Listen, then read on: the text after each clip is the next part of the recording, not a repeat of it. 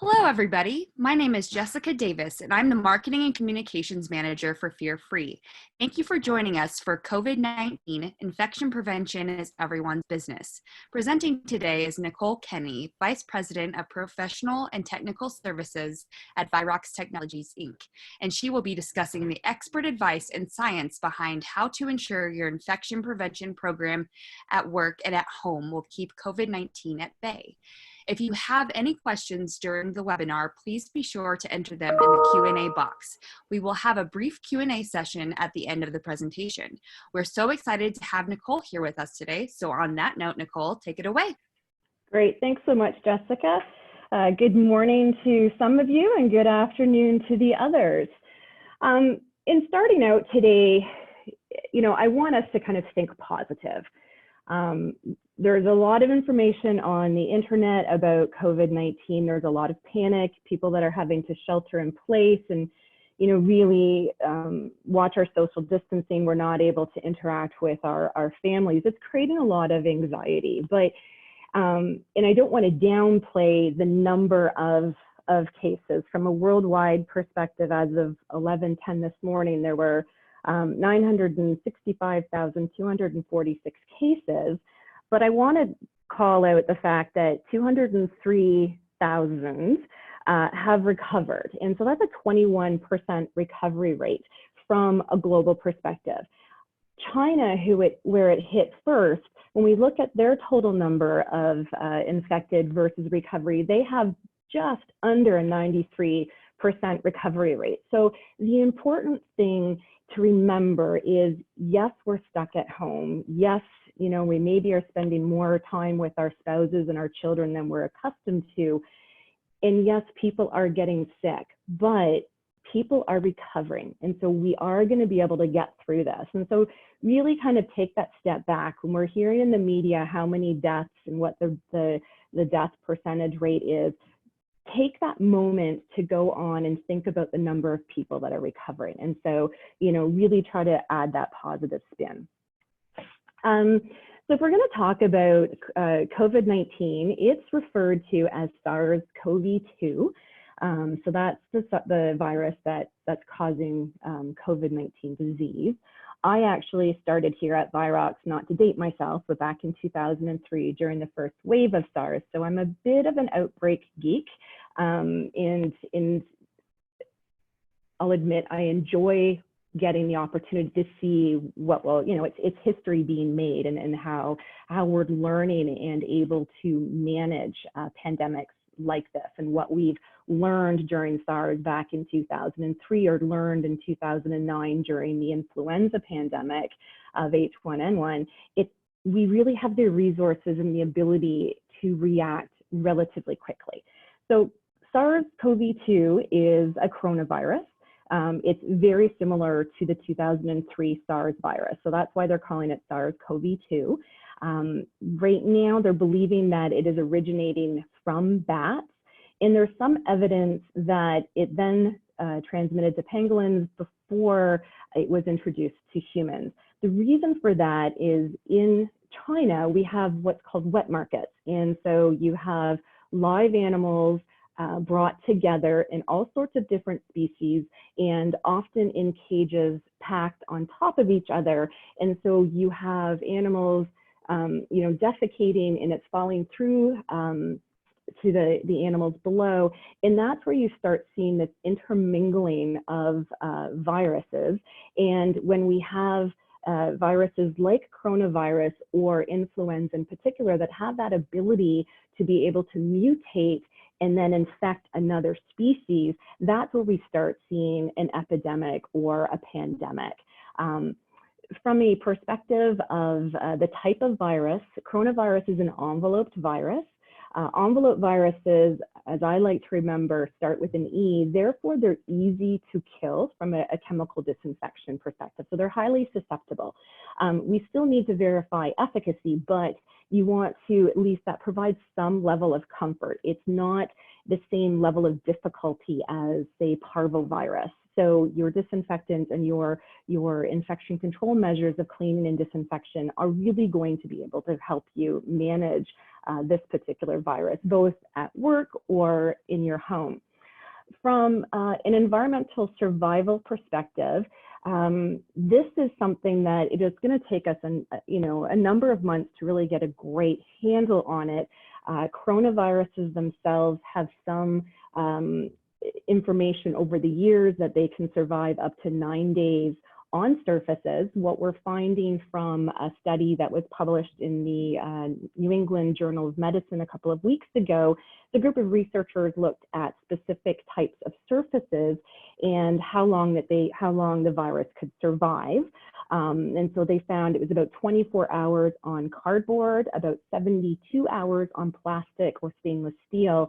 And when they did some testing, it looks to be able to survive for about three hours in air. Now, the surviving in air doesn't mean that it's necessarily going to infect, but it was in terms of how they're testing. Something that's come out this week from MMWR through the CDC is when they've been looking at the cruise ships, and in the Diamond Princess in particular, they were finding that the virus looks to be able to survive on surfaces for up to 17 days when there's been absolutely no disinfection. So I'm quite certain, at least within our working environments, we're disinfecting more frequently than 17 days. So, really, I think we should be fine. And it's going to take us a number of months, before we're really going to have a great handle on everything. But this is some of the early science that we're seeing. Coronavirus, obviously, it's something that is spread through respiratory droplets. So it's through our cough, our sneezing. If you happen to be somebody who enjoys singing is also another way that we can really project some of our respiratory droplets. Respiratory droplets are larger droplets, so they do fall to the surface. And that's where we get the potential for secondary transmission. And so if our respiratory droplets have contaminated surfaces, that leads to the potential where we are touching. And then if we're touching what I'll call our T zones, our eyes, our nose, our mouth, that has the potential for us to then transmit through that indirect contact to ourselves and become ill. So it's not akin to influenza or the common cold. It is through respiratory secretions.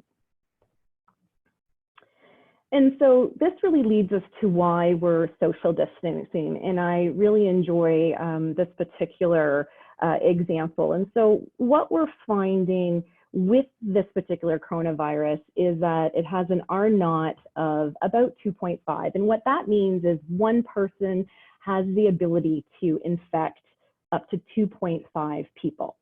And so this is just showing that if we have one person, they can infect in 5 days up to 2.5 people, and in 30 days, that's 406 people infected. So if we're able to reduce the exposure, and as we continue to reduce it, whether it is sheltering in place or really minimizing our social distancing and our interaction, the less exposure that we have, the less that we're able to infect, or people are potentially able to infect. And so you really start seeing the flattening of the curve, as we're hearing in the media. And so this is really the importance of what governments are doing and what our public health experts are recommending that we do.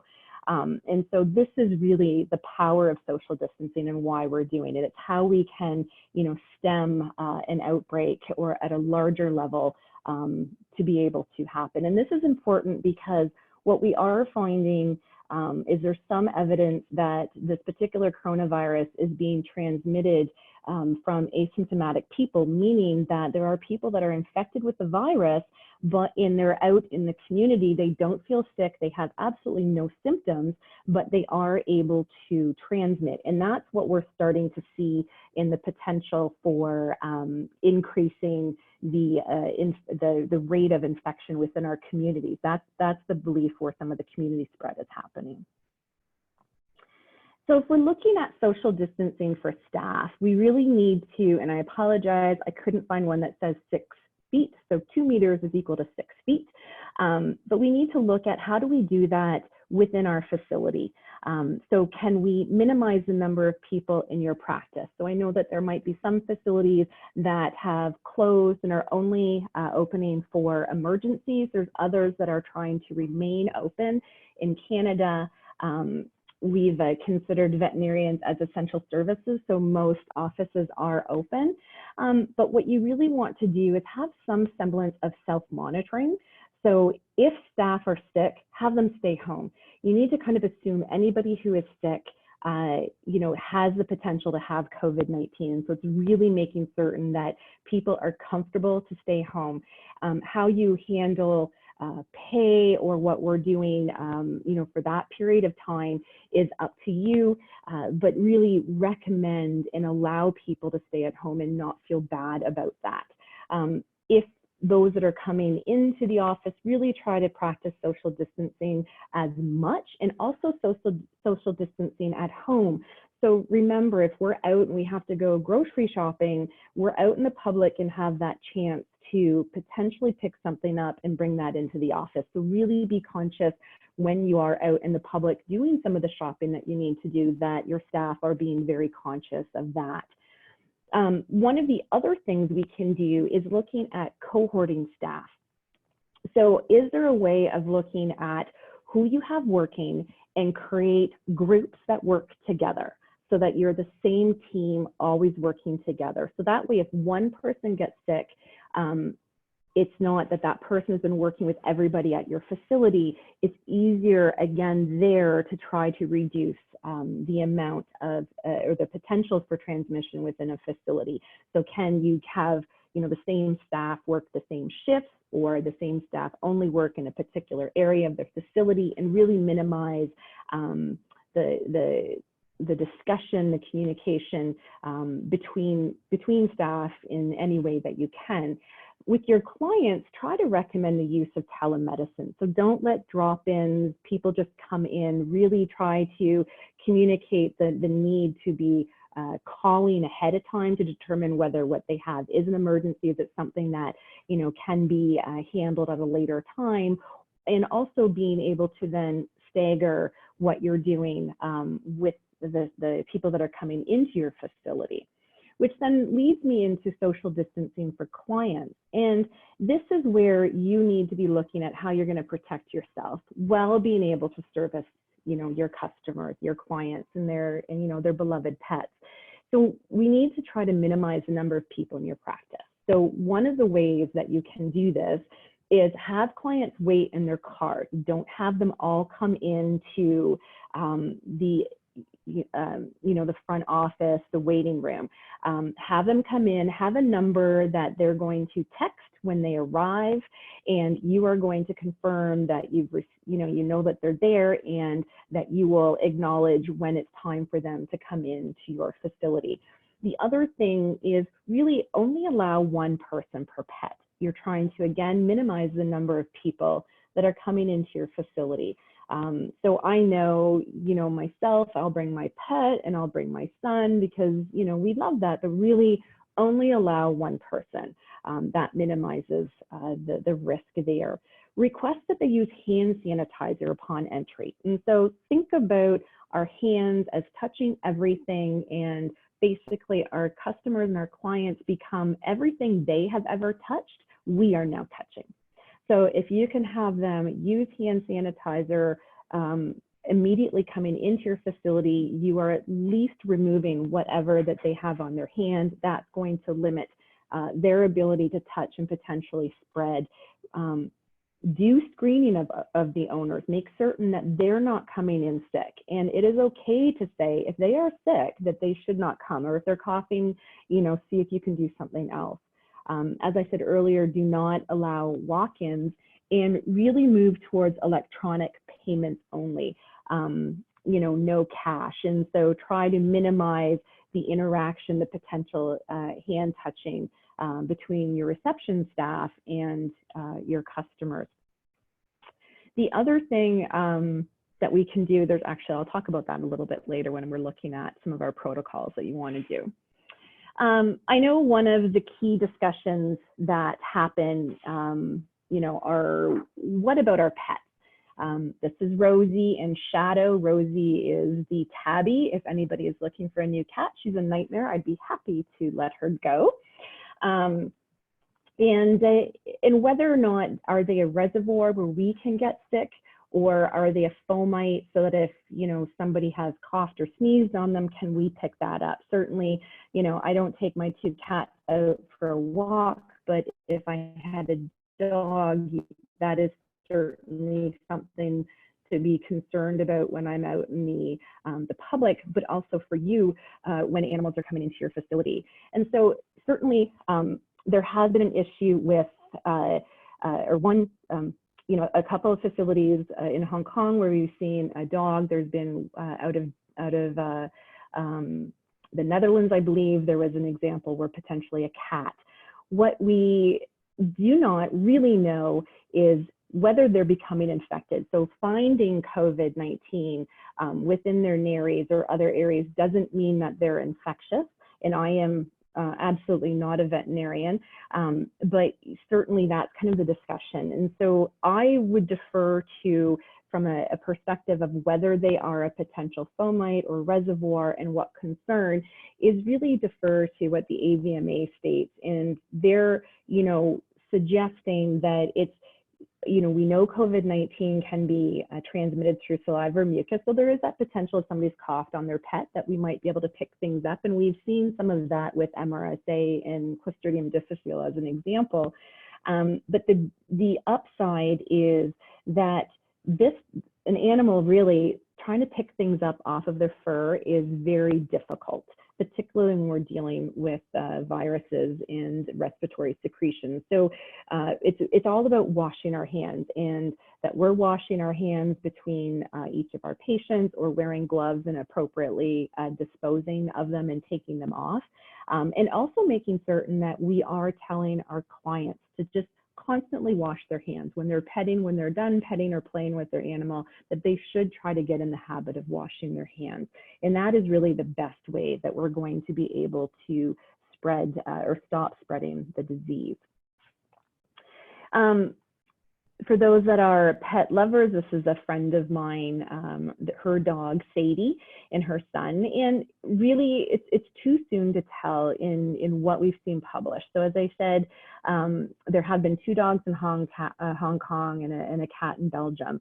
What we saw in 2003 is that it seemed to be that cats could pick up the virus, but there was never any indication or proof that they actually became infected from it or could transmit the infection. And similar with what we've seen with COVID-19 is the infectious disease experts agree that there doesn't seem to be any evidence that pets can spread it to either other animals or to people. So really, hand washing is the most important thing that we want to focus on, and really limit contact with animals until further information is known. And so what some recommendations are is, if you have a client that has COVID-19, is that, can the animal be looked after, or that person is separated from their animal to minimize potential risk there. And really, it's all about hand hygiene, making certain that you're washing your hands after each interaction, that they're well groomed, that you're cleaning the pet's food, water bowls, bedding materials, and toys. So really trying to limit, any chance of infectious pathogens from being on the surfaces that we're constantly touching. Which leads me into hand hygiene. And really, it should be for us like any other day. We should always be washing our hands between clients. We should be washing our hands before we eat, before we touch our face, after we cough or sneeze, definitely after using the restrooms. And so in that matter, from a professional perspective, we should still just be doing it as we always have. Soap and water is, definitely what's often recommended. Alcohol hand sanitizers can be used, but only when there's no soil present on hands. So they're not intended, obviously, with dirty hands. And that's where, if we're out in the public, things that you can do to try to minimize bringing things home would be, having hand sanitizer available. So if you are grocery shopping, that you are using it. And what I do is use a hand sanitizer after I open my door, but before I get into my vehicle, so that anything I've been touching while I've been out grocery shopping, I'm trying to remove from my hands and limit what's coming into my house. So those really, for us, hand hygiene should be the same as any other day, but really be careful about before we're eating and before you're touching your face. This comes from AVMA, and it's really looking at what type of personal protective equipment to utilize. And what we need to be contemplating to try to minimize the spread of infectious diseases, and perhaps COVID-19 in particular, is what are the areas that we can do to try to minimize the potential to come in contact with this virus. And so some of the things we can look at is administrative controls. Can we postpone elective or non-emergency procedures? What extra precautions can we take with our staff who may be at higher risk? And so what we're seeing for higher risk and where the transmission is occurring are older people. I think right now the median average is 50, so I'm just under that. But we also need to be looking at diabetes, cancer, immunocompromised individuals that become, more susceptible. And a couple of the other things they're looking at too is heart risk. So there are, if somebody is on drugs for high blood pressure, there's some indication that that's actually helping to increase the viral load within those particular people, which is leading to more severe disease. So are there ways that we can protect our staff based on their health? And do you have that information? Are they willing to share that information? Engineering controls. So, as I said, you're going, if you can, have your clients wait in their car. So you're going to try to put these types of barriers in place. And then can you ensure that you're bringing them in and almost contemplating like an infectious disease and keeping people isolated and minimizing, the ability for pets to sniff at each other, for people to, interact with each other, and giving yourself enough time between client visits to appropriately clean and disinfect the area. And then, of course, PPE. So the idea of wearing masks, goggles, or a protective face shield, because we are dealing with respiratory equipment, so or respiratory droplets. We want to make certain that we are protecting our face in particular, so that we're not coming in contact with respiratory droplets. And again, for here with COVID-19, I'm not worried so much about the animal, I'm worried about the patient that's coming in. Which really leads into the next area of managing environmental transmission. And so the first thing to contemplate, and I touched base with it earlier in the presentation, is understanding that from a perspective of infectious pathogens, there is a hierarchy of susceptibility in terms of their susceptibility to disinfectants. So if we're looking at enveloped viruses, they are among the easiest to kill organisms from a pathogen perspective. And then the difficulty moves up to bacterial spores like we would find with Clostridium difficile.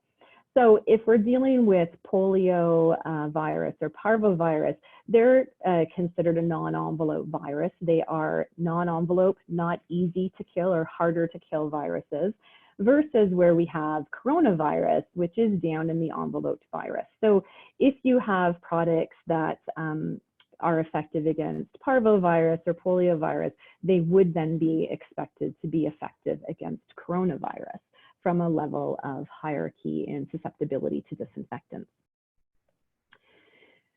One of the most frequent questions that we're getting is about efficacy. So whenever we have a new pathogen, we do not have the ability from a disinfectant manufacturing perspective to conduct efficacy testing against new pathogens. So what happens if it becomes a public health risk? The EPA then embarked onto what they call the emerging pathogen rule. That went into effect as of January 29th, 2020. And what the EPA has is a specific criteria for how they can determine whether disinfectants on the market will be expected to be effective against the new pathogen that has arrived. And so what the classifications under this rule occur is that the product must be a hospital or broad spectrum disinfectant that's registered with the EPA. And for emerging enveloped viruses, they have to have acceptable efficacy data previously submitted and reviewed by the EPA against at least one non-enveloped virus. So poliovirus is often one of the surrogates used. Canine parvovirus would be another one that they would look at. And so that's what goes into effect.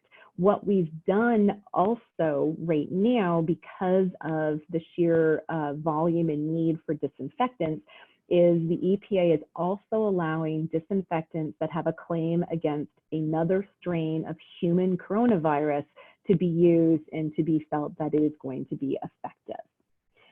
What the EPA has put together is a list of disinfectant products. It's called List N, and these are what they expect to be effective against emerging viral pathogens. So I've just done a quick snapshot for our particular products, but what I want to handle here is what you're looking for is the EPA registration number. And so when we register products with the EPA, most companies don't register their master label under a brand name. They will utilize a product registration name. And then you would register a brand when you are launching it through the states. And so what you're not going to find on List N is all the individual brands of products. What you're going to find is their registration number and the name that they were registered under. So as an example here, if we look at the third product, 74559-9, we registered that as Oxy-1 RTU. This would be the equivalent of rescue. And so on the rescue label, you're going to see that the EPA number is 74559-9, and that's how you're going to do it. So when you go onto this website, you can type in the EPA number and you can search by the EPA number, and that's going to come up with that information. Some products that you are using might be what's called sub-registered, meaning that company A is allowing company B access to their registration and access to the formulations. If you have a product like that, you're going to see them have 3 sets of numbers. So it would be 74559-4-123 as an example. So when you are doing your search for that product, again, you're only going to search for the first 2 sets of numbers. You're going to ignore that third number. That third number is telling you that it has been sub-registered. And so that's how you want to use List N. It is unfortunately not intuitive, and there really doesn't have that discussion. And most people are looking for the brand product that they use. Unfortunately, that's not what the EPA puts together. When we move into looking at what we're going to do from an infection prevention perspective, I like to start with 7 steps to good infection control. And this really shouldn't just be used now because of a pandemic or because you may have an outbreak at your facility during another time, but this should be how you're setting up your infection prevention program within your facility. And so one of the first things you want to do is really clarify roles and responsibility. Who's responsible for cleaning what? And with what frequency. And the reason why I bring this up is I can give an example from the healthcare world where I've spent considerable time doing various clinical studies looking at how we validate cleaning. And one study was an example where we're looking at cleaning of toilets for patients that were confirmed with Clostridium difficile. And what we found was we were putting a UV marker on the bottom of the toilet seat. And we had one particular patient where after 7 days, there were 7 individual marks. And so the study director basically called a halt, called everybody into the room and said, okay, we have a problem, people. And so she had nursing staff and the environmental services, housekeeping staff together and showed, like, here's what we've been doing. It was a commode. She goes, this commode hasn't been cleaned in 7 days, the bottom of the toilet seat hasn't been touched, and I know that there's been a piece of feces caught here for the last 7 days as well. Well, environmental services turned around and said, well, it's a commode, it's on wheels. It is therefore a shared patient device that nursing is responsible for. And you had the nurse manager turn around and say, no, it's a toilet, therefore environmental services is responsible for cleaning it. And the unfortunate truth is I've seen this happen at all sorts of facilities, including veterinary clinics. And so it's really important that when you're identifying what needs to be cleaned and with what frequency, that you're identifying who's responsible. And so if as a vet, I carry my stethoscope around my neck, I'm responsible for cleaning my stethoscope. Examples such as that. You want to look at identifying and designating different levels of risk. And so this is based on not knowing what might come through your door, as well as in the back, if you are handling infectious cases, so do you have an isolation area or isolation kennels? How are you handling that? And then you're going to determine what level of frequency or what level of cleaning and disinfection is required. So making certain, again, that you've identified that throughout your facility. You do want to take into account the mode of transmission, and we've talked about how COVID-19 transmit, because that also is something to contemplate when it comes to your cleaning and disinfection program. Obviously, if surface transmission is a large role, then you really want to make certain that you are contemplating all the different surfaces, what impact does a floor have with transmitting for pets, and making certain that you have a program in place for that so that you're ensuring that we're breaking the cycle of infection. You then, based on your needs, want to choose your disinfectant, and I'll talk about that a little bit more. You want to train your entire staff on how to use the disinfectants, but also the process that you've put in place in terms of the frequency and timing of cleaning, and making certain everybody's on board.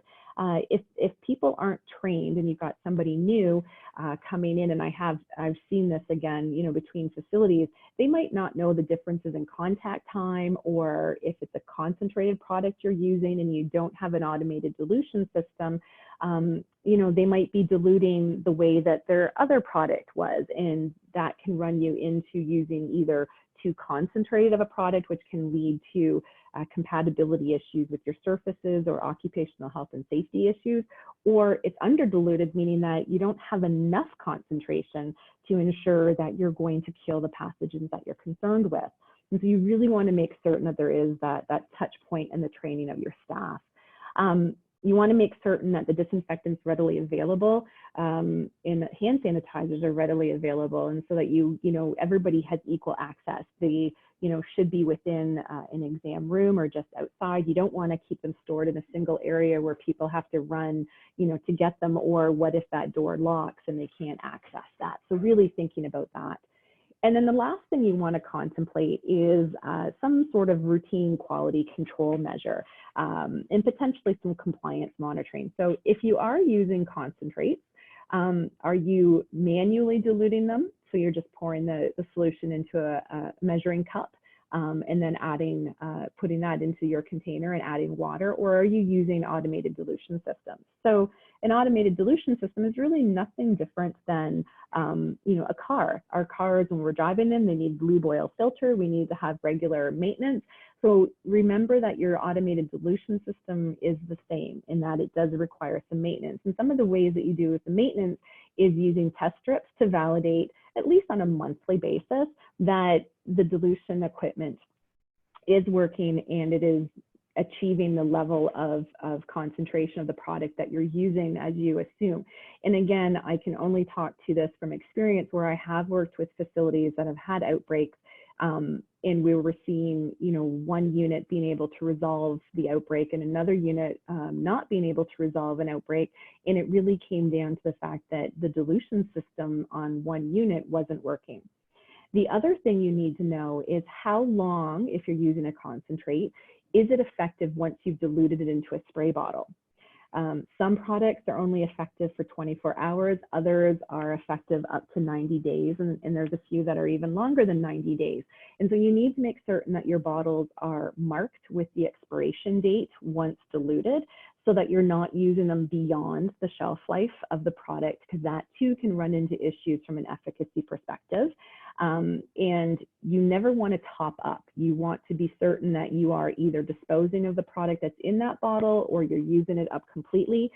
You want to rinse and clean the bottle before you put in new product. And so those are some of the things that we do need to be contemplating with respect to infection prevention within our facilities. And I would also hazard a bet, if you've purchased products from home and maybe you don't use them that frequently, go have a look at the expiration date on them. Or do you have any that have expired? And so if you think you're disinfecting, even at home, we might not be doing what we think we are. Once you've set up your program, and particularly for COVID-19, then we really want to review our cleaning disinfection practices. So here's an example of what an entrance at a veterinary clinic might be. For the front desk area, can we remove treats or other self-help items? In this example, we have the foods behind the counter. I know other people would have it where people can pick up, look, and put back. You really want to minimize the ability of people touching different things and potentially spreading. Many facilities may have the ability to put a barrier up, and we're starting to see that, at least within where I live, just outside of Toronto, within our grocery stores, at banks, they're putting up plexiglass barriers to really minimize transmission of respiratory droplets. And also mark area for clients to stand. So again, red tape is an amazing thing. It'll peel off later. Don't use tuck tape, but any sort of red masking tape, and indicate that's where they need to stand. And so you're making that separation to try to have your social distancing, and they're not getting close up in your face. Exam rooms, is there anything that can be removed? I know it's nice to have chairs for people to sit on, but that means you need to be cleaning those between clients. And so is there anything that can be removed to minimize the amount of time and effort to clean and disinfect? Are you able to mark an area to have your client stand to help from a social distancing? I know most of us were both, the client and the doctor were right at the table, the exam table. Can you create a buddy system so that, a vet and the vet techs are working together, in that the client is actually standing away? And so you're creating your cohort within your staff, your employees, but you're minimizing the chance of direct contact with the client itself. And really, try to keep your clients from entering other areas or walking freely around the facility, particularly if you have any pets that are being held overnight or are being kenneled. Really try to minimize movement with people. Your disinfection practices, this is where we need to look at the frequency of cleaning and disinfection. Really make certain that we're looking at doing this after each and every client visit. Allow for enough time to properly disinfect.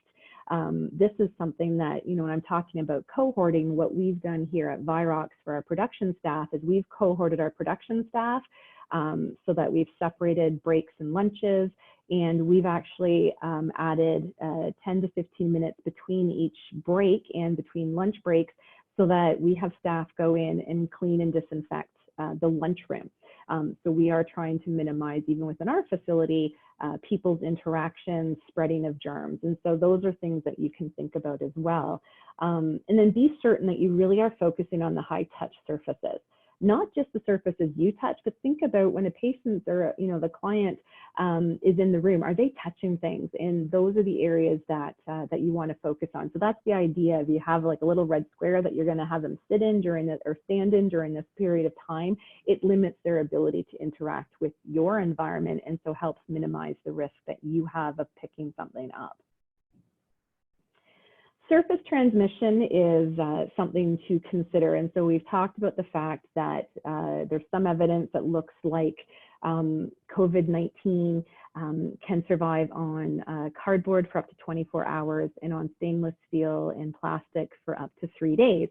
And so here's an example of original art that I've done, really trying to help show transmission, and also highlight the fact that when we're talking about touching pets, that it's more difficult to pick up from their fur. And so the top is just your traditional sponge. I've put blue paint on it and I've pressed it onto a piece of paper. And I pressed it evenly, but you're seeing that really it's not like a direct transfer.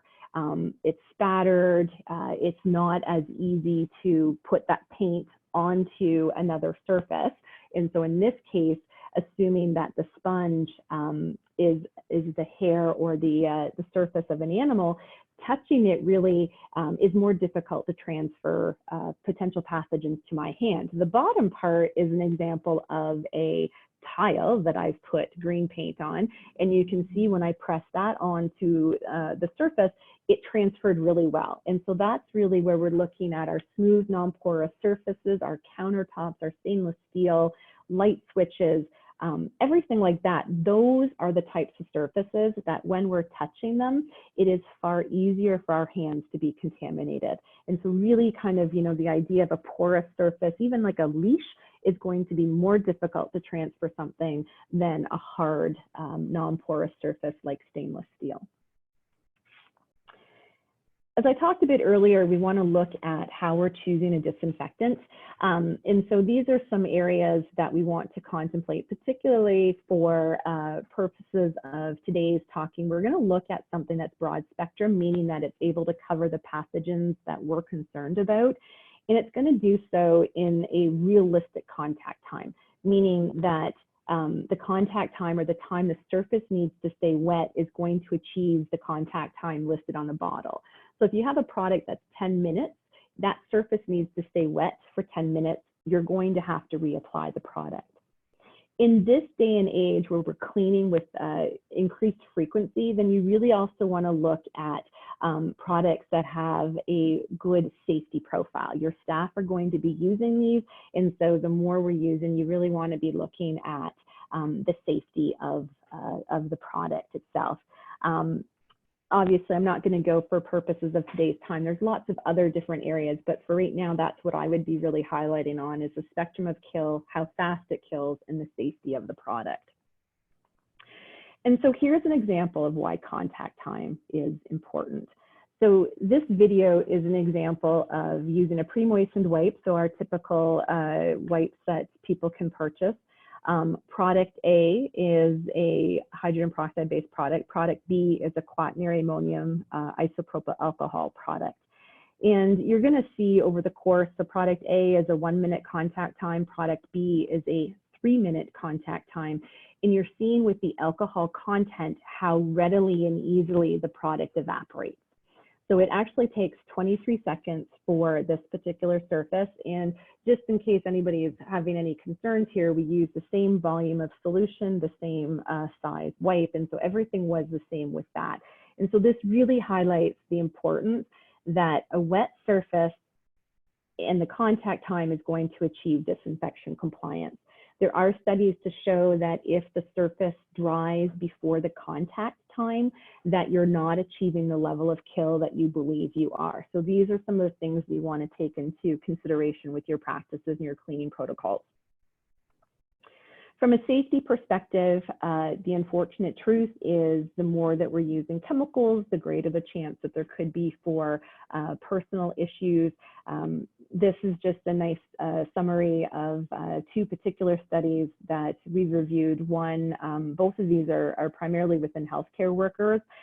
There is some data now looking at home care and the potential for exposures and chemical issues with people that are using chemicals within the home. But what we're finding here, one was with the CDC and the other one was another researcher, is that there are a number of issues, both due to neurological issues, so dizziness, headaches being caused, eye issues where there's some permanent eye damage, obviously skin irritation. But more importantly, what we are finding with quaternary ammonium compound and chlorine bleach-based compounds is that it's leading to occupational asthma. So really contemplating the idea of wiping a surface versus spraying everywhere. The more we're spraying, the more we're aerosolizing chemicals, and that leads to the increased concern with respiratory irritation. And with some chemicals, can lead to occupational asthma occurring.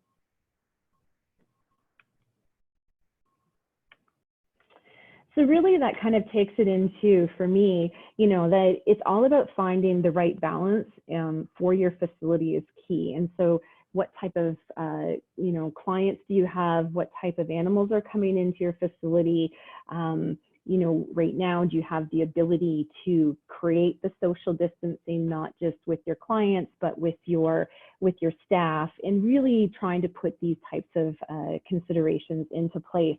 But what I want to also talk about is making certain that we understand, the unfortunate truth is pandemics happen. This isn't likely going to be the last one that ever occurs.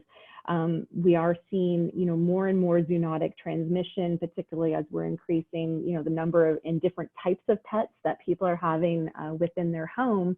And so really, this is a time where we want to contemplate that what we're seeing now and what we're doing, and I'm not talking about having to stay at home for extended periods of time, but that we need to highlight and increase our focus on infection prevention, our focus on cleaning and disinfection, our focus on hand hygiene, how we are managing clients that are coming in the door, because it's really, this is a time I think we can take and reset what we've been doing in looking at how we can minimize, larger impacts in the future. If we're looking for some more information, just want to take a few minutes. We do have a portal called Learn About Rescue. We have a number of instructional videos, pathogen claims lists, quick start guides, troubleshooting. We have a new program where you can actually build your own cleaning and disinfection protocol for your facility. So please do check that out. We are working very hard to provide as much information about COVID-19. So we have a dedicated website for that, Rescue Disinfectants COVID-19.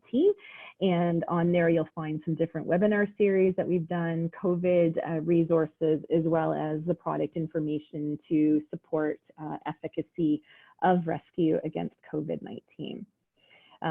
For those that are not aware, again, on these websites, you'll be able to find where to purchase, and we do have the availability of distributors that sell only to facilities that have vets, but also facilities that do not have vets. And so we are covered, and Amazon also carries our products, although I do know that right now, for anything you're purchasing off of Amazon, regardless of what it is, it's taking a bit longer, and people at home are starting to purchase what we would traditionally call professional products.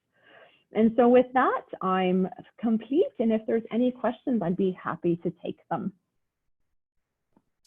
Great. Thank you so much, Nicole. We had a few questions come in. The very first one is, are the environmental numbers you provided from live cases or lab studies?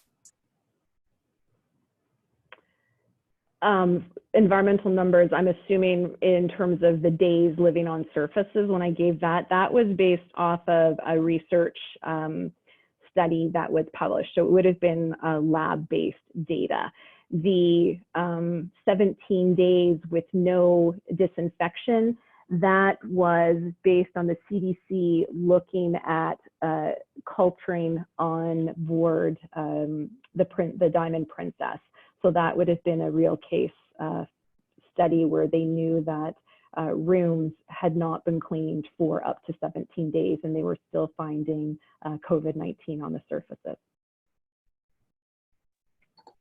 All right, thank you. The next question is, can vaping transmit the virus? I still see people doing that outside of tobacco shops, which I have to walk by in order to walk my dogs. That is a good question. I have not seen anything particular that's talking about vaping or smoking in transmission. I do know that smokers and vapors are considered one of the higher risk people for contracting the disease and getting more severe disease. So, I guess if I'm going to follow the letter of the law for what we consider social distancing, then when I'm passing, I would try to keep the 6 feet between myself and whoever I'm coming across, and particularly if they are smoking. I don't have any data for that, so I would just focus and fall back to the recommendations of keeping 6 feet between people to avoid respiratory droplets. Great, thank you. The next question is there any chance that we know how long it can possibly live on the fur of our pets? No, I haven't seen anything that comes across for data that anybody's looked at that at this point. Most of the indications are looking at the potential for transmission, and it's all based on what we've seen with other types of diseases, viruses or bacteria, knowing that the porous surfaces like the hair of an animal is going to be more difficult to transmit, but there's been nothing that indicates that it can survive for any period of time. So the best thing really there is just hand hygiene, washing your hands after you've touched an animal if you believe that there could be any sort of virus on it. All right, and the next question is, do you have any recommendation in regards to the % alcohol in hand sanitizer? For that, I would follow CDC guidelines, which is recommending greater than 60%. What's important to understand is from a registration perspective, for hand sanitizers, the focus is bacteria reduction. Hand sanitizers are not allowed to make claims against viral pathogens. But if you look at the susceptibility of hierarchy, you'll see that the envelope viruses are easier to kill than vegetative bacteria. So there's belief that they're going to have the ability to kill, some of the virus. They can't make a claim, but they're going to, do enough to make certain that your hands are safe. My preference for the most part is utilizing soap and water, particularly when we're dealing with pets, because they do have oils that are going to, if we're petting, you get the oil on your skin. And so, you really want to be able to remove that as well. So whenever possible, I would, if I'm touching with my hands, I would use soap and water. If I'm wearing gloves, then a hand sanitizer would be sufficient. And I would look at greater than 60%. All right, thank you. Our next question is, could you please describe the contact time for disinfectants? Should we let sprays sit on surfaces for a certain amount of time before wiping away? That's a great question. And yes, you should. So this is really important where we need to read our labels and understand what the contact time of our products are. And this is also a time where I would contemplate looking at how we are cleaning and disinfecting. So if you imagine a spray bottle and you're spraying the surface, and imagine it's on a black surface, the disinfectant solution is not going to come in contact with every part of that surface. So contact time, disinfection time, your surface needs to stay wet for the length on the bottle. So the video that I showed where the one product was a 3-minute contact time, that means you need to keep that surface wet for 3 minutes, and you're going to have to reapply. When you've sprayed the surface and then you've wiped it, if you're using a dry cloth and you're not allowing contact time, you're basically drying the surface again before the contact time happens. So my preference, and from some of the data that I've worked with in developing clinical studies within healthcare facilities looking at reduction in hospital-acquired infections, is using a pre-moistened wipe or applying so that you're using a microfiber cloth that is wet, that you've applied product to, and then wiping the surface provides you a better cleaning program. So you are using physical friction with a wet cloth. You are touching the entire surface and assuming that that product has the ability to stay wet for the length of the contact time, you can then just basically wipe and walk away. And so my preference in this time, particularly in exam rooms where we are turning people over, I would recommend looking at a pre-moistened wipe. It's a wipe and walk away. It reduces labor, and you are doing a far better job for cleaning and disinfection based on my experience with working with some hospitals looking at how to stop hospital-acquired infections. Thank you. Our next question is, can rescue or a similar wipe be wiped on pet fur? It's a great question. So from rescue, our particular accelerated hydrogen peroxide technology, we do know that the product is non-toxic from a perspective of oral ingestion, respiratory, or dermal contact. And we know that it's non-irritating to eyes and skin, and it's non-skin sensitizing. It is an EPA registered hard surface disinfectant, so we cannot promote the use of it as a topical application, but we do know that it is used in that way and it's safe to do it. And I would say most of us at Virox, myself included, use the wipes on our hands when we don't have access to hand sanitizer, and I've been known to use the wipe on the face of my son. So I can't market it, but I know it's safe. Awesome, thank you. And what is the contact time for rescue? Rescue RTU is a 1-minute contact time. For COVID in particular, it's actually going to kill it in 30 seconds. And for the concentrate, if you're diluting it at 1 to 64, it's a 5-minute contact time. Great, thank you. Our next question is, how about dogs' paws and carrying the virus in and out of the clinic on walks? I've not come across anything that's talked about that. So most where we're seeing the transmission does seem to be within people. There hasn't been anything that's been published yet that talks about a pet leading to the transmission. So, I mean, you certainly, as an added precaution, you know, could look at cleaning the pads of the paws before they're coming into the house. But I can't say that that is an actual route of transmission. All right, thank you. The next question is, we currently use rescue in our hospital. Will their website tell us which concentration is better, and are the rescue wipes just as good as the spray? So the rescue wipes are the same liquid as the rescue RTU spray. They're just in a different format, so they are absorbed into the pre-moistened wipe. So they would both have a 1-minute contact time. And yes, our websites will provide you the dilution, the contact time for our recommendations for how to use it within your facilities.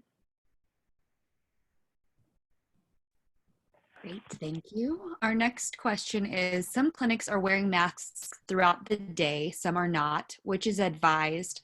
Also, we hold patients against our body for restraint. Is this a concern? So again, from a pet contact perspective, there hasn't been anything to support that they are a fomite in the transmission. And so assuming that you are utilizing you know, either an exam coat, or if you leave your scrubs, and I know what some people are doing even within human healthcare facilities, is that they are taking their clothes off that they've worked in, putting those in a plastic bag to be cleaned, and wearing fresh clothes home, so that they're limiting the chance of bringing anything into their homes. So that's kind of where I would focus. From a perspective of personal protective equipment, that is an area where I've heard different comments based on experts. And so some people are stating that it doesn't hurt to use because when you have a mask on, it likely reduces your chance of touching your face, which will reduce the chance of transmission. But most people are indicating that really that if you're dealing with an infectious patient, you would want to use it, but the rest of the time it's really not necessary. So it's going to be up to you in terms of how you're setting the process, what your staff are comfortable in. But something to contemplate is also that masks are quite difficult to come in contact with. And so making certain that you can continue a supply if you're going to use them throughout the day. Great, thank you. The next question is, if we need to use the concentrate as a cleaner, how long does it last? And can the concentrate be used as a ready-to-use product? So the concentrate, when you dilute it into a spray bottle at 1 to 64, it is a 90-day shelf life. And you can use it as your cleaning step as well as your disinfectant. But the concentrate cannot, it's a different formula than the ready-to-use product. So you cannot, there isn't the equivalent of changing the dilution in order to achieve a 1-minute contact time. So the recommended dilution is 1 to 64 with a 5-minute contact time for the concentrate with a 90-day shelf life. Awesome, thank you.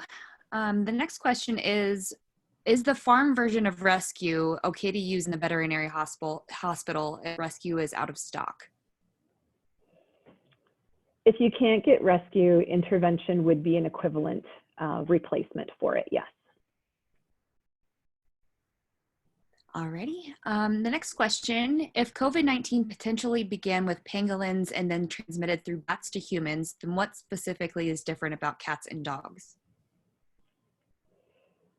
In terms of their ability to pick it up, it's all about the virus mutating. And so in this case, they believe, similar to the 2003 SARS, that it originated in bats and then mutated so that it could infect an intermediary species. So for COVID-19, they believe, or there's been some evidence that they think maybe it was with pangolins. And then the virus again mutated in a way that it could infect humans. So there hasn't been, you know, again, with the exception of the 2 dogs in Hong Kong and the one cat, there hasn't been true showing that a human is transmitting to the animal, that they are actually infectious, and or vice versa. So at this point, what experts are stating is that our pets are not considered a route of transmission for us, or us to them. Great, thank you. The next question is, what material, container, or box should I be placing my outside clothes on? So if you're going to take your outside clothes, I would just put it in a plastic bag, and then you can seal the plastic bag and then bring it home and put it right into the laundry. And then from a laundry perspective, I would just do it as normal laundry, you know, with hot water. And in that aspect, that the temperature of the hot water as well as the dryer is going to be able to manage any concerns with what could be on the clothes. All right, and the next question is, do you need to wash your hands with antibacterial soap, or is any soap enough? That is a great question, and I will try not to get on a soapbox here. I do not believe that we need to use antibacterial soaps for just general hand hygiene. It's the physical friction in the detergent, the soap, that's going to remove anything. I believe an antibacterial is important from a surgical scrub perspective, but for our day-to-day, I think just regular soap can be used. As long as we're washing our hands properly, that you're, you know, achieving the at least the 20 seconds that you're, you know, dealing with your fingernails, that you're doing between your fingers, the tops of your hands and your thumbs. If you're following proper hand hygiene, regular soap is fine. All right, thank you. And the next question is, I've always instructed employees to first clean the surface in order to get rid of any debris and then spray for recommended contact time. Mm-hmm. Is this still recommended for disinfecting below where the debris originally was on the surface?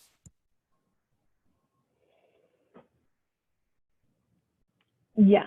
So when you've got visible soil, you always want to remove that from the surface first. Your disinfectant, generally speaking, is not, when you have a gross visible soil, lots of it, you're not going to disinfect through that. And so by removing and cleaning and then going back to disinfect, you are going to be able to achieve disinfection. Now, some of the things that you want to be thoughtful of, I'm not meaning for COVID-19, but with other pathogens, is if you're using a high pressure sprayer, say in a kennel or a dog run, you want to be conscious about potentially aerosolizing pathogens back into the air. And that's the importance of the removal of the debris, the soils, feces, vomit, what have you, that could be there before. But I would not change cleaning protocol. Great, thank you. The next question is, in the hospital setting, how often do you recommend to clean frequently touched surfaces? So within an exam room, I would do it between each client. If we are talking the door handle coming into your facility, if you are having your patients use hand hygiene, hand sanitizer when they come in, then you're going to help bring things in.